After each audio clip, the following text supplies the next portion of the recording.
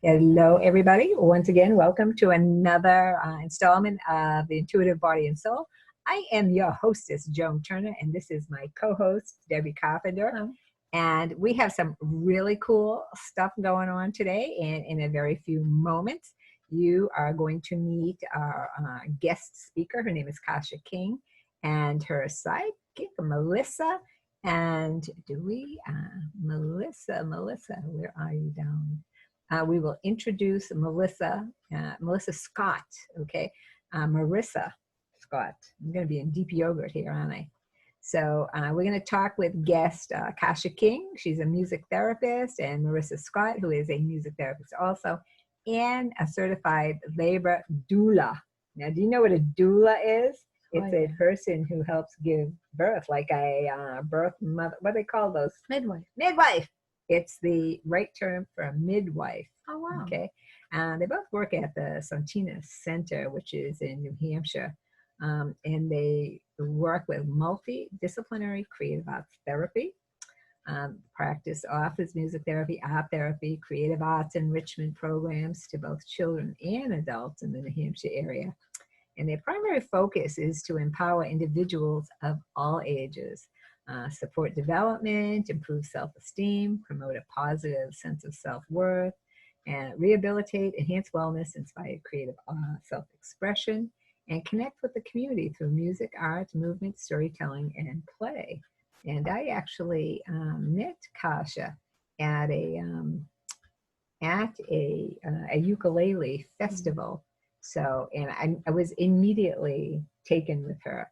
And so when I was talking to her and trying to find out all of the other cool stuff that she does, that's when I was introduced to Marissa. So do they play music while they deliver a baby? We are going to find out in a very few minutes. That would be nice. Actually. Okay. Calm. We are going to try and get them in the room.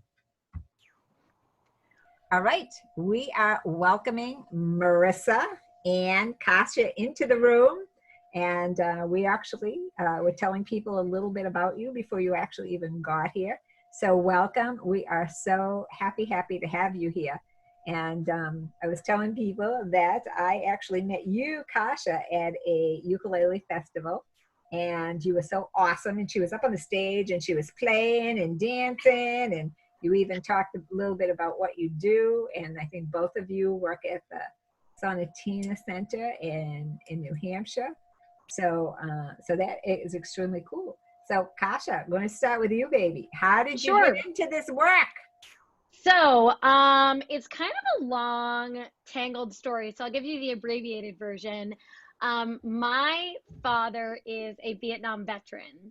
Nice. So in our house, we always grew up very patriotic, and our kind of life motto is always to give back to others in our community. And I was in third grade when 9/11 happened.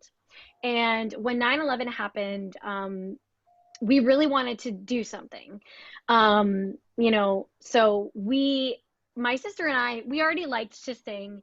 And we thought, what if we just put on a concert? Like, just for fun, we'll put on a concert and raise some money for Red Cross.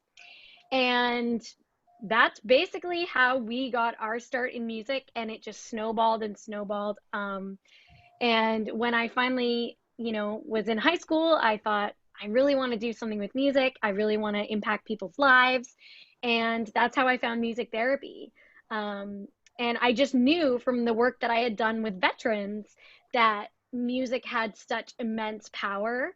And I just wanted to follow that path. Third grade, how the heck old were you in the third grade? You had to be like 8 or something. Yeah. I was 9 years old. And when you were 9 years old, you wanted to give back to the universe. I love it. So this is inbred. This is just part of who you are. Absolutely. Yes. Yeah. Absolutely. Yeah. I was raised in just like this community where it was always like, how can I help somebody else? And even when I went to college, my goal was always to come back to New Hampshire and to serve the community that had served me, which was the New Hampshire Seacoast community. And that's what I'm doing. I am back in the seacoast of New Hampshire to help other people in the community. So, what kind of education? What did you study in school and college? so to be a music therapist, you actually must complete a program, a college program for music therapy. So I went to school for music therapy, and then I did my internship, my clinical work at Perkins School for the Blind. And then I went off to work and I did my master's virtually via Colorado State University, which I just finished last year. Congratulations. So, That's awesome. Thanks. I reacted to the Perkins School for the Blind because I teach art, and I have an 86-year-old student, believe it or not, who taught at the Perkins School for the Blind. It's like synchronicity is everywhere, isn't it? It totally is. And Perkins School for the Blind is actually one of the first places in the whole country that had music therapy. Really? Starting in the 1800s. Yeah, so they have a long history of supporting music and supporting the arts, which is obviously super important to us. So Yeah, absolutely. And that's how you met Marissa, or did the two of you know each other before you worked together? Yeah, we knew each other. The New Hampshire music therapy community is pretty small. So I had been working for other people in the state, and Marissa had a job opening, and she kind of sent me this email. Do you want to tell the story? Tell us, Marissa, we want to hear it. It's actually a really funny story because, so this, like Cacia said, the community is so small. And so we attend, conferences every year. And so we had been introduced to each other at conferences, and we just, I knew her. And because she was doing some contract work for some other music therapy organizations in the state, I had occasionally, hired her to do some temporary contract work for us. So I already kind of knew that she was an excellent music therapist, and I knew a little bit about how she works and who she works with. And so that was really easy. But I also knew that she was an independent contractor, which is, they're really independent. That's why that's the name, the title. And we had a position open, and I actually was like super nervous that she wasn't going to want to work for us. Because, she worked independently, and I wasn't sure if she would want to come and be an employee at the Sonatina Center. But she was all for it, and she jumped on board last August and has been like soaring strong with us, and I love it. Very nice. Very yeah. nice.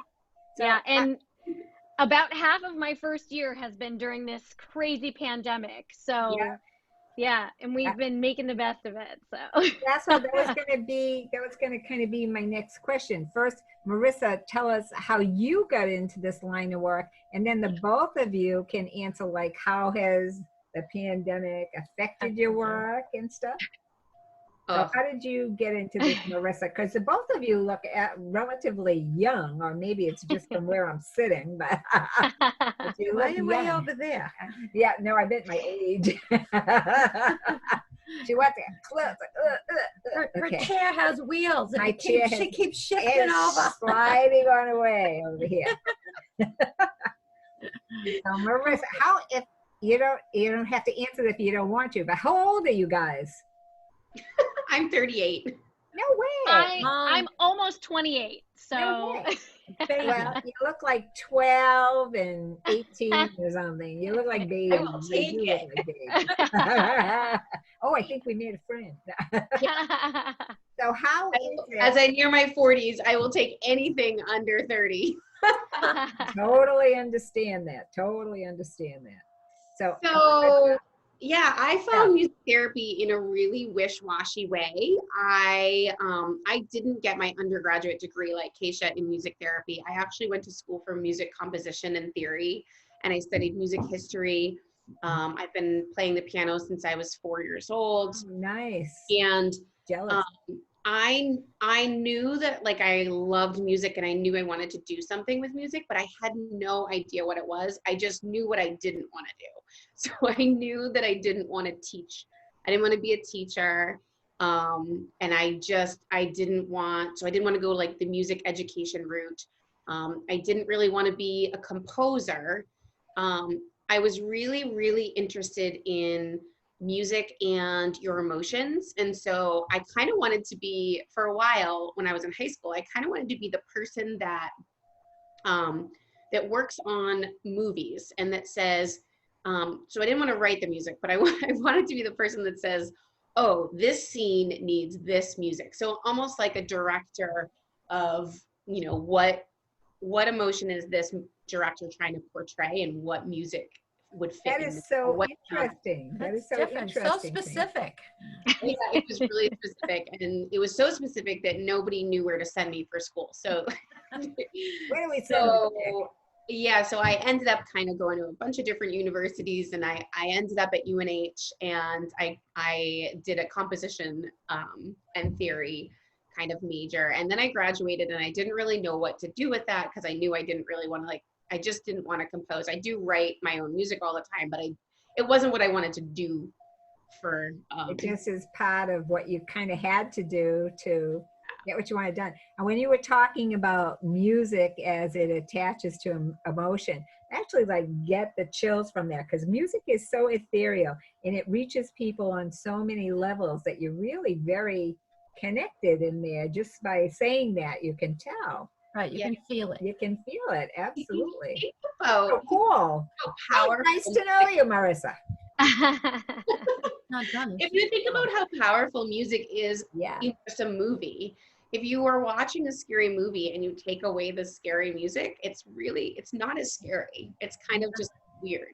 It sure And is. so like something like that, or like if you're watching a movie and you take away the sad music, you might not cry as much, or you might not, it might hit you the way that it hits you when like you get connected to the music. It's just so powerful. And so I was just really curious about that.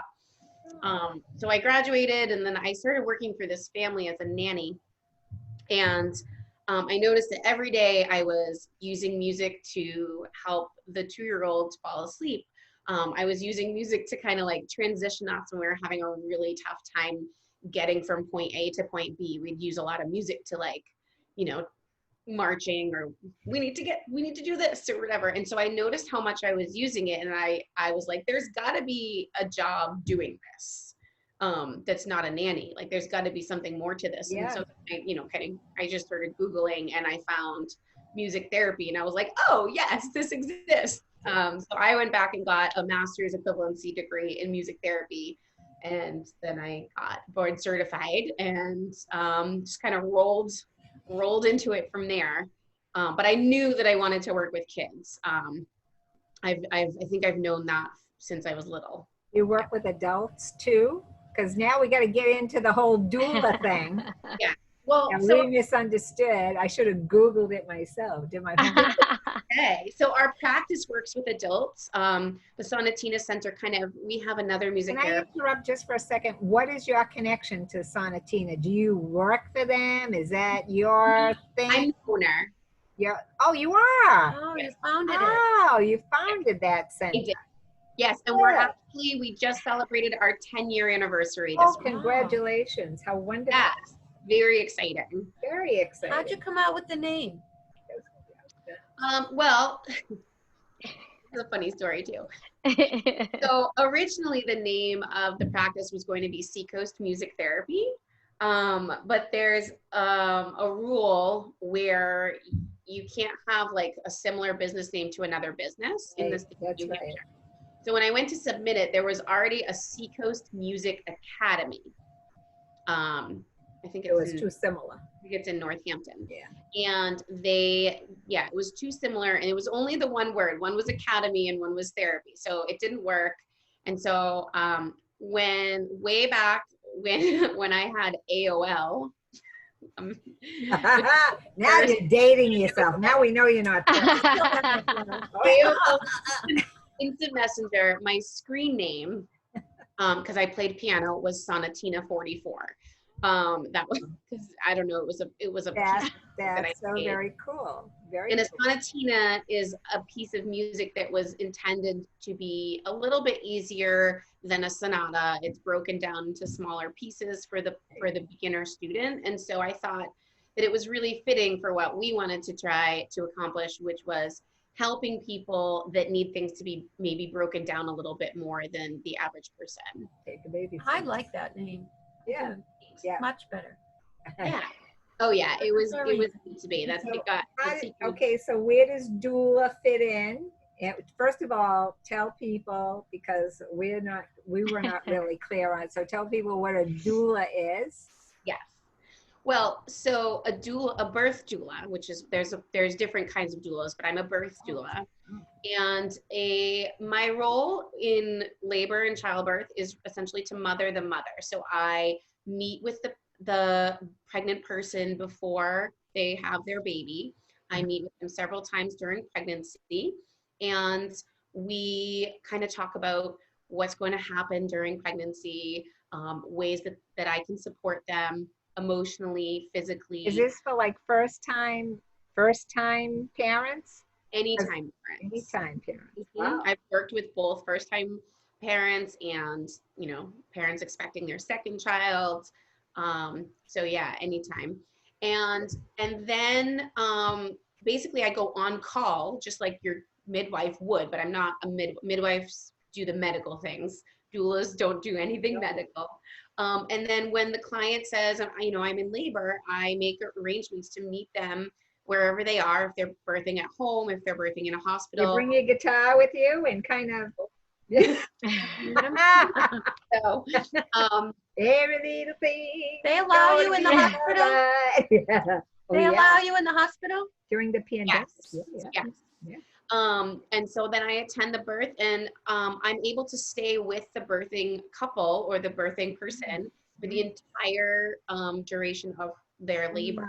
And which is really nice because sometimes even nursing staff, they have to come and go. They have multiple patients. They can't always stay with the person the entire time. And so it's always good for the person to just have somebody there fully supporting Yeah, them. you're gonna be like a security blanket. You're Take your always mind there. off of labor. I had 3 kids. Yes, exactly. So, and I'm trained and knowledgeable in birth and comfort measures and, positions to labor and birth in, so I can help the expecting person with that. Oh, And now, what about Miss Cacia? Am I saying your name right, Cacia? It's Cacia. It's Cacia. Cacia. It's kind of a tricky one. Yeah. So. Cacia. All right. So, now, do you do something similar, or is yours totally No. different? You work. I don't do any of that, although I think that what Marissa does is literally the coolest, and Yeah, like, amazing. yeah, it's so amazing. I'm on the other side. I like to work with kids when they're a little bit older. My favorite age group to work with is under 5. So the under 5 crowd is like, we're BFFs. So you're more a teacher. Nope, I do music therapy, and so what I do with little kids is that I work on like social skills, or their communication, or their behavior. How do you know they need that? What, the parents call you and say, look, my child has a behavioral issue? And so what would be a typical behavioral issue? Someone's misbehaving in school. What would be an example of a reason that you would work with a child? Yeah, I'll actually give you an example of something that happened today. Oh, cool. I'm gonna grab a drum. I'll be right back. Okay. Hey, So I would have brought my bongos.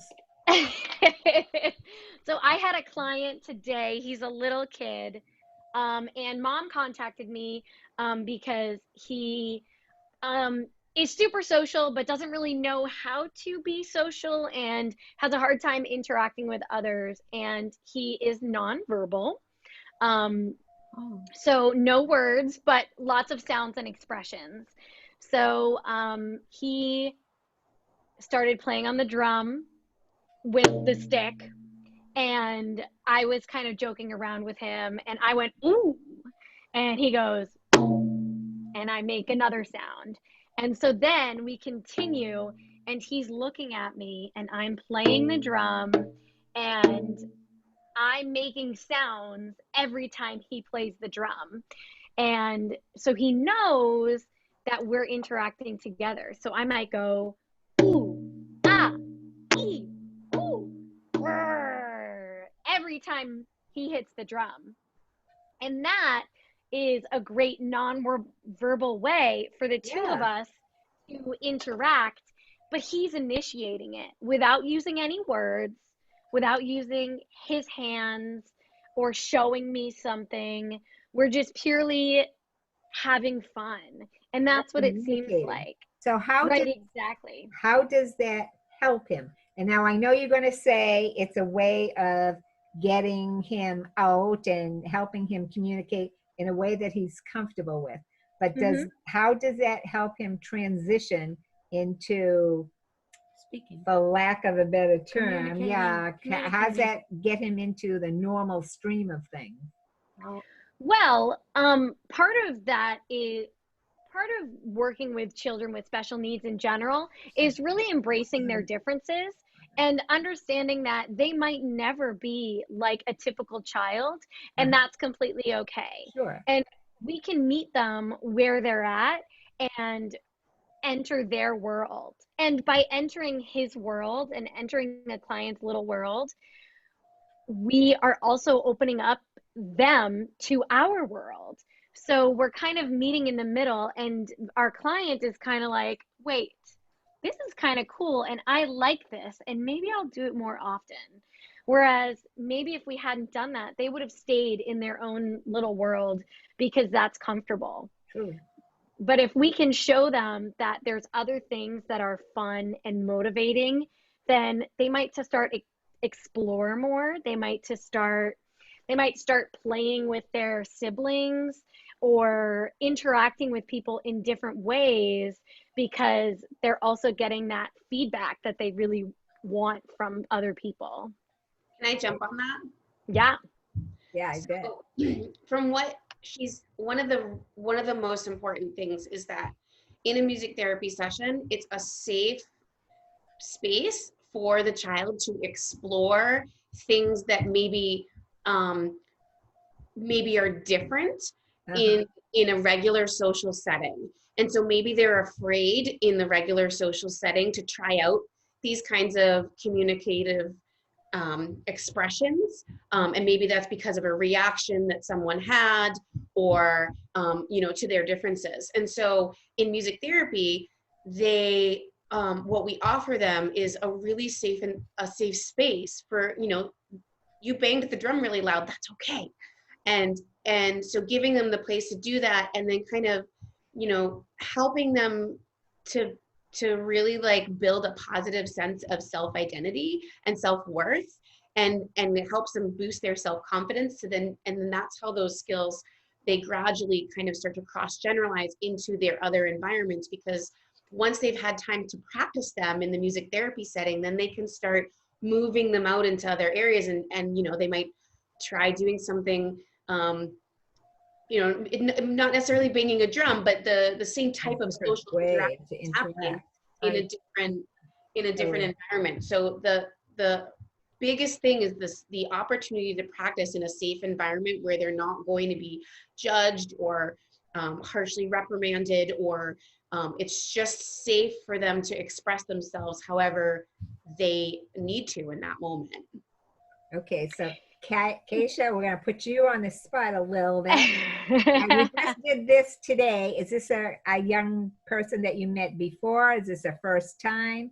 And typically, how long does it take before you see, I hate to say improvement, but until you see this person is able to reach out to other people a little bit more? Yeah. So this particular kiddo, he's under 3, so super young. Little peanut, and we actually just started. So we've only had, I think, 3 or 4 sessions. So this was like a major breakthrough because this child was engaging with me. And there's different types of play that kids engage in. And there's kids, especially when they're kind of having social challenges, a lot of the times what they do is they do parallel play. So they play with something and then you also play with something, but you don't interact. So what we're doing and what we were able to do on the drum is we're doing collaborative play. So that's when two people are playing with the same object. And that's the next developmental step in learning how to play. And play is how children learn everything. That's how I learn everything.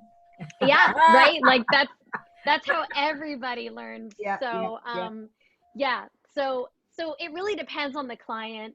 Sometimes it honestly takes months for progress to happen. Sometimes it's really quick. And I'm sure Marissa knows all about this. Like sometimes it plateaus and then all of a sudden you have like an epiphany and there's so much growth that happens in one session. It really depends. Do these kids get attached to you? And at some point, you know, if they're done, how do you say, okay, you know, say, you know, go ahead, go forth and conquer? And how do you release? It's got to be a very emotional tie. Well, we definitely don't just like say, okay, you're done. See you later. You did good. Gradual as they do. No, it's something that we talk about. So if we're working with a child, we're going to be talking with their caregiver. Yeah. You know, it's looking like we're not needing to have this therapy anymore. And so let's talk about what termination is going to look like. And sometimes it's, you know, let's decrease the frequency of visits. So maybe if they're coming every week, they might come once every other week instead, you know, kind of gradually. And also if the client is receptively able to communicate, then, you know, talking with the client, you know, we're getting ready to terminate. Because we also work with, you know, school-age children, teens, adults. And so for those of our clients that do, you know, have communication capabilities, we can talk with them. We can say, hey, what do you need to feel good about this transition? Yeah. What about the ones you can't? What about the 3-year-old? Like, say in a month or two, he's just like, does a total turnaround, everything is cool, and he doesn't need you anymore. How do you do that? I mean, really the same way. I still, I am a firm believer that children are just very small people. So I always am appropriately honest with them. And I might say, you don't need Miss Cacia anymore. So we're going to have 3 more musics and then we're going to be all done.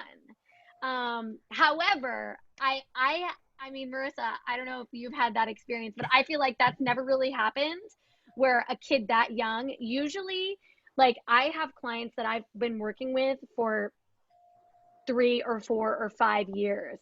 And obviously I just changed, you know, transitioned to the Sonatina Center. But before that, there was clients that I had been working with for years who were still benefiting from music therapy. All right, that's what I was wondering. Don't forget, these are special needs children, right? So it's not like they're gonna snap and be better, right? Even adults, though. Yeah. Sometimes, especially like if we're working with the elderly in a nursing home, there might not really be a set termination period. The termination period might be when they pass away. So we might work for them for several years before that termination period happens. Or we might just be there for general life support, which is totally fine. So that leads me to Debbie's question now, like how is the pandemic? You had a question. Has the pandemic affected you and your work? Yeah, what do you do? Pandemic. How were you able to connect with the kids during the pandemic?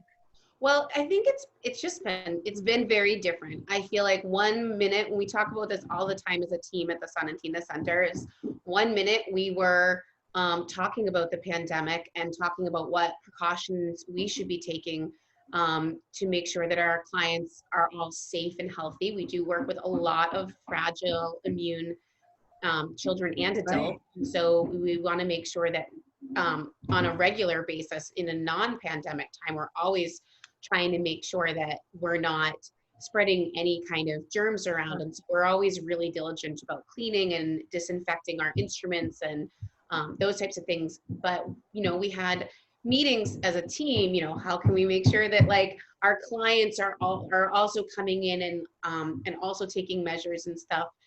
And then all of a sudden, you know, 3 days later, we closed for.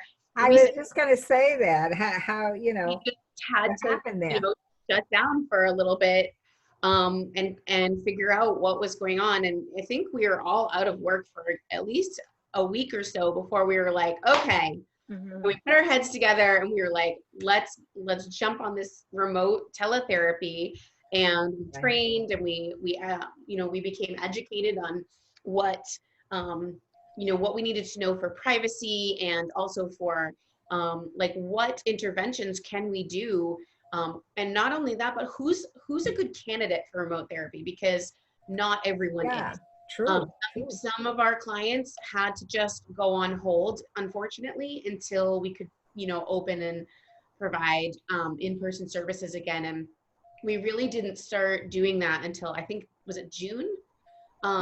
We opened back up for what we called phase 1, where we started seeing just one-on-one clients. We didn't do any groups, none of our child enrichment music classes. It was strictly one-on-one music therapy sessions and one-on-one art therapy sessions. And it was really only for those clients that were not good candidates. A lot of our clients remained on remote services, and we still are seeing clients remotely. And I expect that, you know, this winter, we might have clients that are coming in person. They might transition back to remote. And but we've just kind of been riding the wave. Well, it must be so rewarding for the parents to see their child who is, you know, different end of spectrums of autism or Asperger's or whatever, respond to you. It must make them feel so good that their child is participating. You know, and I mean, we work with a lot of clients with, or children and adults with special needs, but we also work with you know, typical developing children who, for example, might have experienced trauma. So we work with children who have been sexually abused, physically abused, who have lost a parent, who are like in the process of bereavement, and they're too young to understand what these feelings that they're feeling are.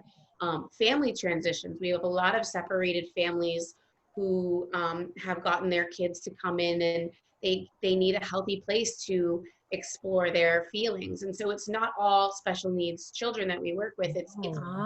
Well, we work with any people who could use an additional way to either, you know, build their positive sense of self-worth, to develop more communication strategies, social skills. It's very, our goals are very vast. That's good to know. That's good to know. Can and one of the you know, our caseloads are almost full, but you can always squish in another 1 or 2, right? Yeah. I love it. I love it. So it sounds like typically people were coming to you. Do you ever go like into hospitals, or I think you said nursing homes and stuff like that? So you go there when the people can't get to you. We go to schools, we go to hospitals and work on different units of the hospital. We currently work on a behavioral health unit. And we also we work on a cancer unit for adults receiving infusion treatment. And so we go to each of the infusion bays and provide music and art therapy if they're interested in it. We go to nursing homes, assisted living facilities. We're doing a lot of that remotely right now. But what else? What am I missing, Cacia? Daycares. Yep. Daycares, any place where the children are. Absolutely. a lot of day habilitation programs for adults with developmental or intellectual disabilities. And we do a lot of community music therapy too. So there's several teen centers in the state of New Hampshire that we go and we provide music therapy in more of an enrichment sense, where we're not working one-on-one with someone with a specific goal, but we're overall trying to work on building self-esteem and positive sense of self-worth and those types of things with the teens as a group. So did you contact Cacia, or did Cacia contact you? I know you told me a little bit, but now I don't remember what you told me. Oh. You maybe I need no. Go get your bongos. Go get your bongos. Play your bongos. So how did the two of you connect again? You heard about the Sonatina Center, and yeah, well, well, so when I first started as like a baby music therapist right out of college, I literally was like, I'd only been practicing for like 4 months. We had this contract, this school contract that was going from one of Marissa's employees to me. So I was taking this over. So I was shadowing this other employee. So I knew of the Sonatina Center since basically my career started. And that was when I first met Marissa, was in 2015. And then you knew. Yeah, so then we knew each other. Together. Yeah, our paths continued to cross. I got some, contract work for Marissa over the years. And then 2019, springtime, she emailed me and was like, hey, do you maybe want to come work for me? And like Marissa said, she was, Marissa was like, she's not going to go for it. And I jumped on it. Cool. And and it's honestly been great. Cacia's my only employee that she interviewed, but I never posted a job posting because so I have a job posting up right now where we just lost a really awesome member of our team. He's in Germany in grad school for cognitive neuroscience. Yeah. Wow, is that so we just lost a really awesome member, and so we are hiring. We're looking for another music therapist. But I have a job posting up, and I have people contacting me and scheduling interviews. And so when I had this position available, I went to Cacia first, and I said, "Hey, I have a job available. Do you want it?" And if she had said no, then I would have gone through the job. How many employees do you have? Do you have a big team? We have 4. So we have 2 I'm a music therapist. We have 2 other board certified music therapists, so Cacia and Rebecca. And then we also have an art therapist. So she is in a similar field. It's a bit different, but so she uses art as her medium. And then we have an art enrichment teacher. She's not a therapist at all, but we do a fair amount of enrichment programming for 0 to 4-year-olds, and that's very different from therapy, but we approach it kind of in a goal manner where we're looking more at like developmental stages. And so she teaches a class called Making a Mess with Me. Nice. That's awesome. That's very cool. A lot of patience. Yeah, to work with really young kids, you have to have lots of patience. Oh, yes. And working with adults too, you got to have a lot of patience. Well, that's true. That's true. What I've learned over the years is that kids are really good at like rules and like knowing like appropriateness. Yeah, adults don't. And adults just do whatever they want. So they can be just as challenging as kids. Yeah, probably more in good ways. so. In good ways and bad ways and all kinds of ways. So I love it. You guys hear that, Crash? I was gonna say, I see you're making a face. Are the boys running wild up there? There was a big crash. You can probably hear them more than we can. I thought I heard some drumming earlier, but that was it. I didn't hear. I think that's the 1-year-old running. Oh, While you run like a He's only drone. one. Yeah, that's great. That's great. That's called pitter patter. Yeah, pitter patter stuff. Well, that is totally, totally awesome. So the both of you actually started at a very young age. And Marissa, I'm totally impressed with music and attaching emotion to it, because I think that's exactly what music is.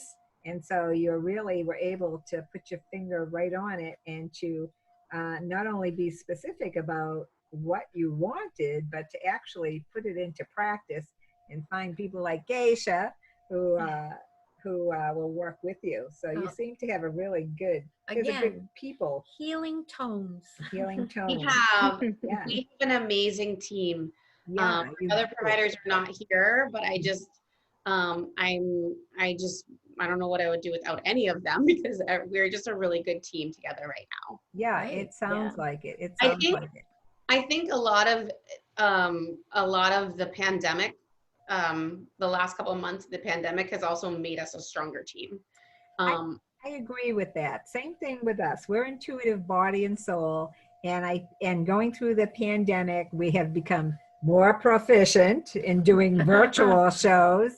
But I always think there's a flip side to everything. There's actually a lot of good that's come out of this, including meeting people like yourselves and reaching more people. Where there's a will, there's a way. Yeah, absolutely. So Yeah. it's for everything. Well, and we feel like we've been really fortunate. I mean, we have been coming up with all kinds of ways to be innovative and to make sure that we're being safe. But one of the best things that we've done is social media. Yeah, We have totally. been crazy on social media, and I haven't compiled the data lately. But in the first 4 months of the pandemic, we were doing like music enrichment videos on Facebook. Facebook And those, Live. yeah, Facebook Live. We And did one. we were able to reach 30,000 people in the first 4 months of the pandemic. Congratulations. And see, if not for the pandemic, you probably would not have done that. Yeah, Prior to that, our social media pages existed. Yeah. But they just, we'd get a new Yeah. follower here and there.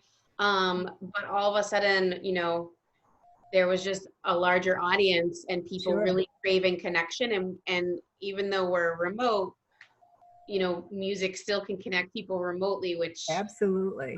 Absolutely. we're And, blessed for that. it's not any consolation, certainly, to people who have been affected by COVID and whatnot. But again, there is definitely a flip side to it. You're reaching more people. And I'm finding now, even for us, we get people who, they're isolated. And if they have the types of problems that you're talking about, going ahead and isolating them on top of that actually just makes it worse. And there was a guy, I don't even know how old he was, but he reached out and he said, I feel like an island. I don't have any contact, blah, blah, blah, blah, blah. And, I'm going to get myself in trouble here, but, places like these poor places in Boston, like Rosie's, they're staying open and trying to help people. And the churches that really should be, helping and open are Counseling. Closing the doors, So I think what you're doing is extremely important, because now, even more than ever, people are feeling the effects of that. And some people are not safe at home.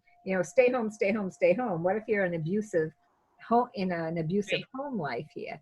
So now more than ever, people need, we do a lot of meditation and energy work, and we've also, ended up with lots of people who need that. And music, like I said, it's universal, it's ethereal. And so what you're doing is extremely valuable. Sure. And yeah. So, we totally appreciate you and very thankful for everything that you're doing. What have you, I know that you're doing more virtual stuff. Do you in fact change, we change a little bit of our programming to help meet the needs of people who are isolated, blah, blah, blah. Have you done anything different programming wise to reach out to people who maybe are suffering on that level? So, if I'm putting you on the spot, I apologize. But it's No, it's like, okay. you know, No. it's, you know, it's these people are at home and they're feeling isolated, they're feeling alone. So some of the stuff that we do, we're putting it on like DATV, BATV, so on and so forth, so that, you know, we can reach a bunch of people. But we're finding that the need is different. So we've had to kind of adjust content a little bit. Have you found any of that going on in your programming? Definitely. Yeah, so Yeah. oh, do you want to go, Marissa? Go ahead. Yeah, so one of the things that we did during the pandemic was that because we knew so many families with young kids were stuck at home, we were just trying to offer anything, even just little things. So we were offering during the height of the pandemic, all the way up until I think June, we were offering at least 3 up to 5 Facebook Live videos a week. And they were Yep, and they were scheduled. So we had a Yes. schedule, and we would say, okay, at 3 p.m. we're going to do this, or at 7 p.m. we're going to do this, and we did different types. So we did our regular Groove and Grow enrichment, and then we also did a little bit of an older music group called Rockin' and Readin'. So Rockin' and Readin' is an early literacy and music program that Marissa and I developed literally weeks before the pandemic. Wow. And we were like, we're gonna go do this everywhere, and then let's launch it remotely. yeah, so then we Surprise! so then we launched our program, our Rockin' and Readin' program, virtually. And we were also doing movement breaks, which Marissa was mostly doing, and then we would also do bedtime. So I would do bedtime and relaxation. Yeah. Nice. And we would also do sing-alongs, and then we put all of our videos on YouTube so that people can continue to access them anytime that we need, at any time they need. We didn't have a YouTube channel. I guess things that were new for us is we didn't use YouTube before, so now we have a YouTube channel where we have videos. I know that story. Trust me. I'm like, YouTube. Okay, I can do this. We put a blooper reel on YouTube too, because put a blooper reel on. When we first started doing all of our Facebook Lives, yeah, you had bloopers. Hysterical. Like that we'd have the camera on like a the cell phone, on like a tripod, and then the tripod would like flip off, and we'd be like, what? And then we'd be like, what's that? Like it wouldn't be working until there'd be a close up of like our nostrils, or so there was one. We have a few of those. There's one. We have a couple. Yeah, we have a couple of those. Communication making elephant noises for a few minutes. I love it. Pretty funny. So what's your YouTube channel? What's the title? Like if people want to get on there and see that, how do they do that? It's just Sonatina Center. Yep. So you would just do kind of YouTube / Sonatina Center. And yeah, if you just Google the Sonatina Center on YouTube or search it, we're the first thing that pops up, and then you'll see both of our faces, like right in the camera. When you're the first one that pops up, you're doing something right. Oh yeah. Okay. Honestly, like we haven't been doing nearly as many live videos because we've been getting to like our normal contracts and our normal work. However, the one thing that has continued to grow is our YouTube. People continue to go and watch hours and hours of these backlogs of videos that we have. So cool. Even though we're not really adding anything, people are still watching them. And so we have like hundreds of hours every month. People are watching our YouTube video this week though. Yes. Okay. Hold on 1 second. All right. So you have these YouTube videos, and I'm dying to see your blooper video. So I'm going to get on there and look.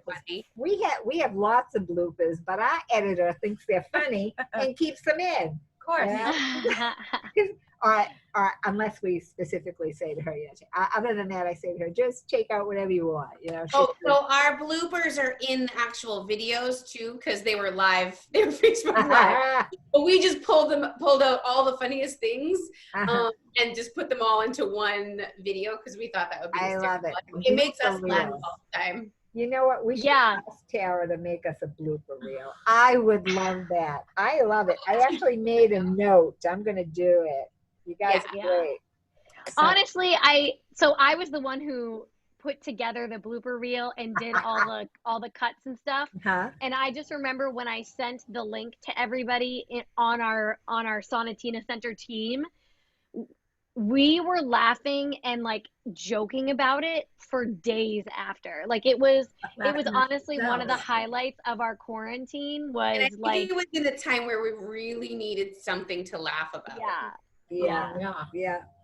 And if you can't laugh about all your failures, then you know. Well, you made a positive out of a negative. Yeah, 100%. 100%. And we were talking about your failures just bringing you a step closer to what you want to achieve. You know, it's like if you knew without a doubt, you know, that you would try something 20 times before you finally succeeded. Well, then your first failure would be, okay, I'm kind of on my way. You know, the 10th failure, you'd be, okay, I'm halfway there. You know, by the time you got to your 19th failure, you'd be like ecstatic because you would know, you know, on the 20th time you're going to succeed. So we tell people that their failures are just steps that bring you one step closer to where you want to be. So always. I like to think of it too as we grow through adversity. Like absolutely. And even in non-pandemic, like people come to therapy, and therapy's not. We're music therapists. If you watch a music therapy session from the outside, you're like, wow, it looks like they're having so much fun. But it's not all fun and games. Like we have kids that cry for a good portion of their session. They're working through things. They're, you know, they get angry. They feel many different emotions, and we give them the safe space to do that. So you can feel angry. You can get angry in a session, and you can express that. And so like that adversity is where we're going to spring load that growth. Okay. I have a question that I don't know if it's going to make any sense or not. Came across this woman who plays, and she does have a guitar and stuff, but she plays for people who are at their end of their lives. She'll go into like a hospice, and and she's professionally trained as well, school, education, the whole thing.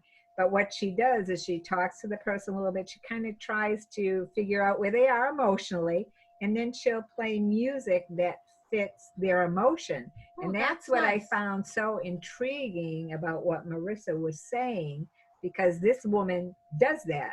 You know, she'll go into a situation where someone is at end of life, and she'll, that's exactly I don't know how, she's using her intuition, certainly. So is a similar process? Is intuition involved? You know, if a child or an adult comes to you and they're very angry about something, how do you help them express it? How do you let them know that that is okay? You're playing for them, you play with them, music. How do you do that? Is it something similar to what this woman was doing? Yes. So I actually wrote my master's thesis on using intuition in music therapy. I love it. I love you. I think it was almost like I bit off more than I could chew, because intuition is such a, like, it's not quantitative. Big. It's very qualitative. It's very qualitative. But I think there's two main things that we do in therapy. And this is a lot of what we learn about in our training and education in music therapy is, number one, we have to be fully present with the client. We can't be distracted thinking about what our plan was. Like, you know, I might go into a therapy session and say, I want to do the X, Y, and Z with my client. But instead I go into the session and I'm very present and I'm very focused on what they are. And the more present that I am with them, the more I can use that intuition to you know, figure out where they are. And then the second really important thing is to validate whatever it is that they're feeling. If they're really happy, then we validate that. If they're really mad or sad or upset, or or they're feeling nervous or anxious, we validate that too. What's the actual working, what are the actual steps? Like how do you physically validate? So I come to you and I say, look at, you know, just in the middle of this nasty breakup and I feel absolutely miserable. How do you validate me? How do you say to me, you know, oh, that's okay, it's normal to feel that way? How do you physically validate? What steps do you take to help a person know that this is okay, it's okay? I mean, well, there's different ways. It would be different with different individuals. I might kind of reflect back to what I heard you say. I might reflect it in the music. I might use similar kind of musical phrasing, which is another type of thing that we learn in music therapy education. Sort of space and silence, like when kind of a reflection of your silence and silence in music. It really depends on the person, but you know, I would probably validate by reflecting what you just said, maybe repeating what you just said, but in different words. And then, you know, so the rephrasing, does the rephrasing help the person think of it in a different, maybe more healthy way? Is that the goal? Or are you just saying to them, whatever you're feeling is absolutely okay, you have a right to feel that way, blah, blah, blah, blah, blah? Yeah, it's more, so I think rephrasing gives the person a sense of, this is okay to feel like this. I don't have to say it's okay that you feel that, because I've validated in a different way of I guess rephrasing or reflecting. So I don't necessarily need to say, of course it's okay to feel like that, because sometimes when you say something like that, the person might just be like, yeah, everybody says that. Yeah, right. Well, that's what I was thinking. So how do you actually make a difference? You know, how do you make a difference and be different than, you know, we just say, oh, Deb, don't worry about it, for crying out loud. You know what I mean? That's what you always That's tell what me. I always tell you. It doesn't do any good. She worries about it anyway. It'll be fine. Had I known, I just got to take my ukulele out and play for her. That's what it is. Well, one thing that that we might do is we might do some songwriting, and maybe we might say, okay, well, I just heard you say sad, lonely, feeling hurt. So maybe let's write a song about it or do an improvisation about it. And I might pick up my guitar and maybe pick a popular song that's already written. Or maybe we would create something from scratch, and then I would pick different chords to pick, you know, to emulate what the mood is. Or I might strum or pick my guitar in a way that mimics how my client's body looks. And if they're like slumping, or if they're doing like you know, if they're like stomping around, then I might do like a strong rhythm on the guitar to show that, you know, I'm here with you and I am supporting you, and this is an okay way to feel, by doing it in a musical way of being like, we're strumming and now we're gonna sing a song about how we're feeling sad. And oftentimes we can also do that for kids who are nonverbal or who are not yet verbal, is that we can be their narrator and we can observe if they're crying and they're going, "Arr!" I can create a song and improvise in the moment and narrate for them in a musical way how they're feeling. And sometimes I get to narrate, oh my goodness, you look so happy. But in other times, I do totally have to narrate, I'm frustrated, or I'm sad, or I'm confused. But it's a great way. Oh yeah, sorry. Were you going to say, Marissa? No, I have another good example. Yeah.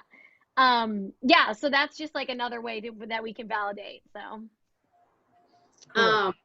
So we had a child come in who was on the autism spectrum, and he came in very, not a lot of verbal communication.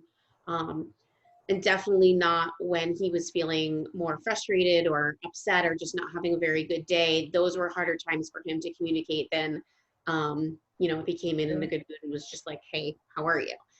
So he came in and he was in a really bad mood, and he came into the therapy room and he just was like kind of crashing things around the room and slamming things around. And then finally he just like laid down on the floor. And this was the first session with a new therapist. So he had previously had a different therapist, and he had just transitioned to working with a new therapist. So he laid down on the floor and he just was screaming, like just laying on his back screaming. And he was just very frustrated. And the therapist put down her guitar and just laid down on the floor next to him. That's great. I would have run out and got the mother. Wait, something's going on here. Help. He stopped and he like turned his head and looked at her and was like, oh, you see me, you hear me. You're aware, you like, you get it. And so like there were no words exchanged. There was no, oh, calm down, are you okay? What can it, there was no need for words. It was just the physical body language of reflecting, I'm going to meet you where you are. I'm going to be on the floor with you if that's where we need to be right now. And that helped this, I mean, that might not work every time, but for this child, he just wanted to feel heard because he was struggling with meeting this new person. That was a scary thing for him. So that's just kind of like one example, but it's really different for every person and what they're doing and how we would reflect it, and whether we would use words or music or body language. It's very, and that's where the being really present comes in. Yeah, so you really are using your intuition and your connectedness to each other, the universe, whatever your belief system is. Okay, before we ask our last questions, where do you guys, and you can answer individually, what do you want to accomplish in the world, and like where do you see yourself in 5 years? Okay, Cacia, go first, baby. Okay, I'll go first. Go first. Well, so I'm already on the path to my ultimate goal. I'm currently an adjunct professor at Anna Maria College in Worcester, Massachusetts. Nice. And that was one of my like life goals. My goal is to make a difference in as many people's lives as I can. And being a music therapist causes a ripple effect in our community, but educating future music therapists, whether it's through them observing my clinical work or me teaching them in a classroom, I just want to maximize my ripple effect. So the goal is within the next 5 years, hopefully I'll be able to go get my PhD, taking a little break, and then hopefully I'll be able to go back and do that.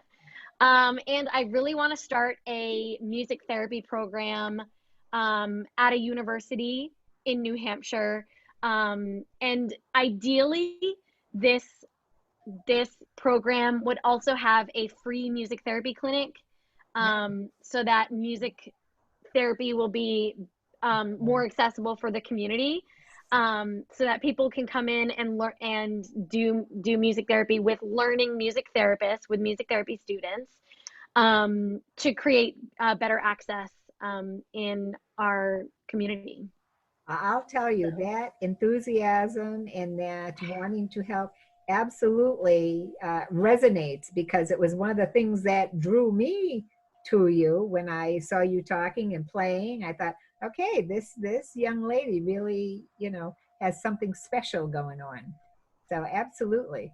Okay, Miss Marissa, what's the life plan? What's the goal? Where are you going to be in 5 years? Well, I like to ask you questions. There are so many things that I want to do. I'll be surprised if you said anything different. Okay, so first of all, like being able to reach our community, and not just our local community, but our extended community, the state of New Hampshire.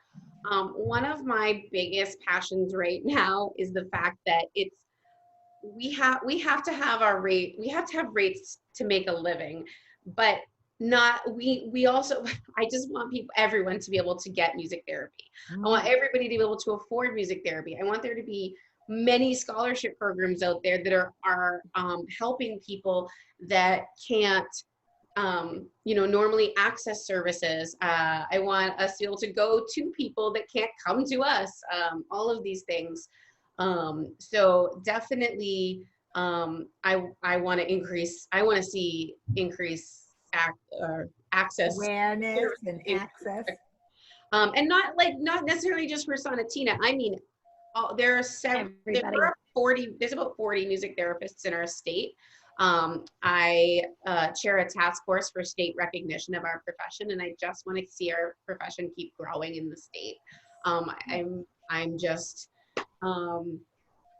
super passionate about that.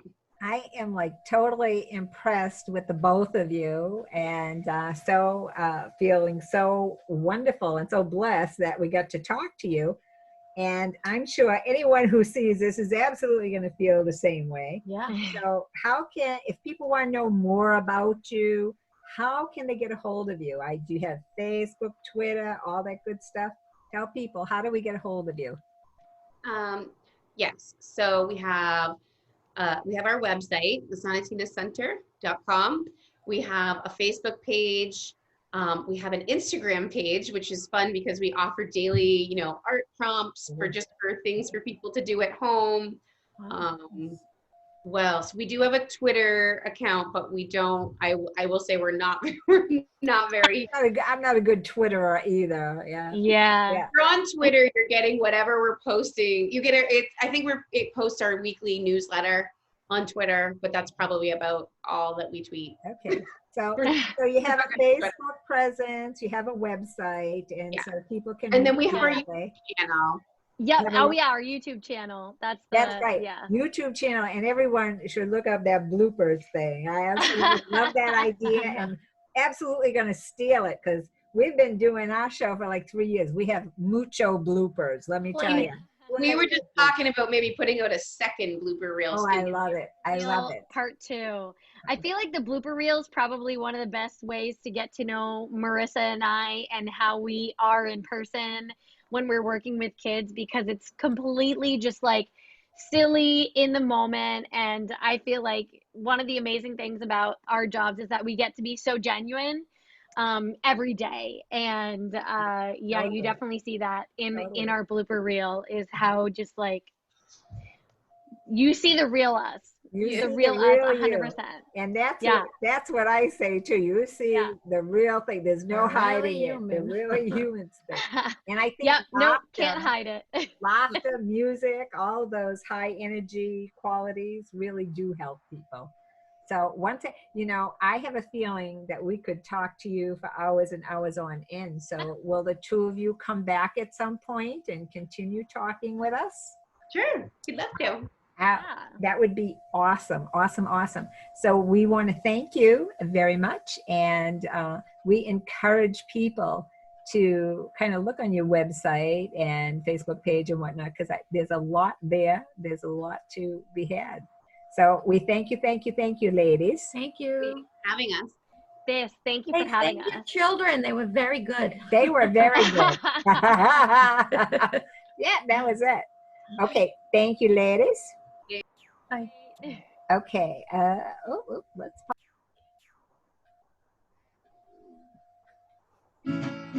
Hello. Let's see. Hello.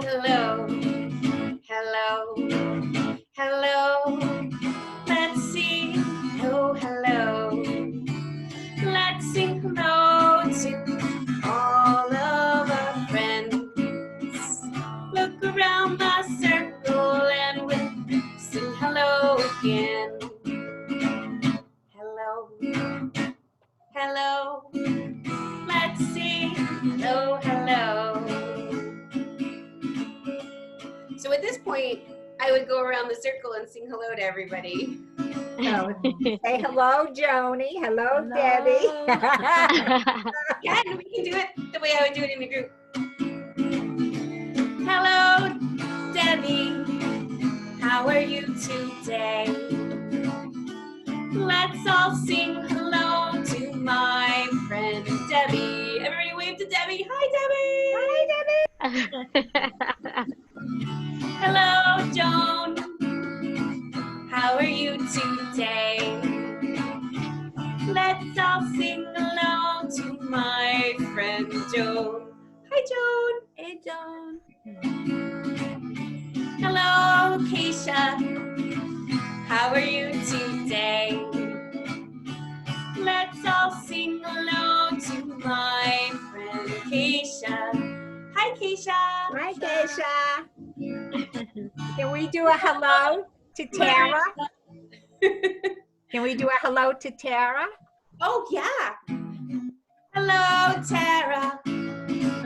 How are you today? Let's all sing hello to my friend Tara. Everybody wave to Tara. Hi, Tara. Hi, Tara. We love you, baby.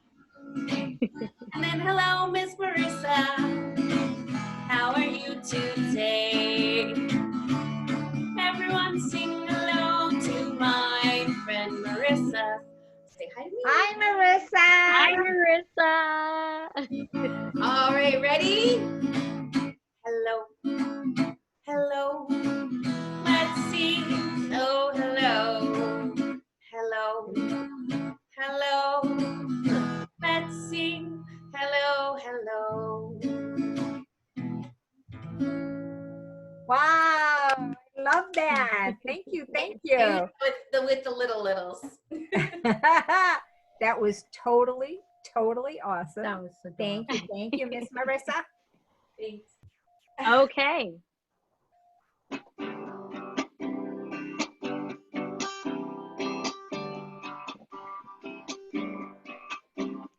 Goodbye, everybody. Yes, indeed. Oh, yes, indeed. Oh, yes, indeed. We'll say bye, everybody. Yes, indeed.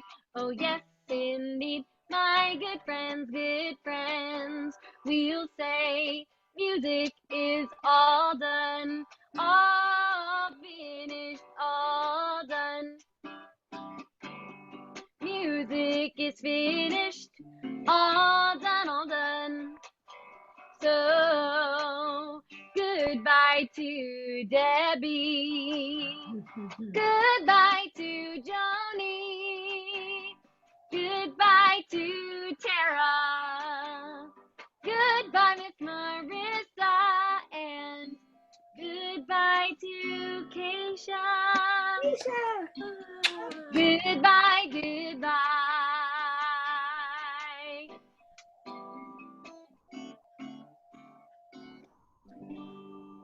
Oh my God, that Oh, was nice. awesome. You ladies are totally awesomely cool. Thank you. Absolutely love it. Thank you for being with us.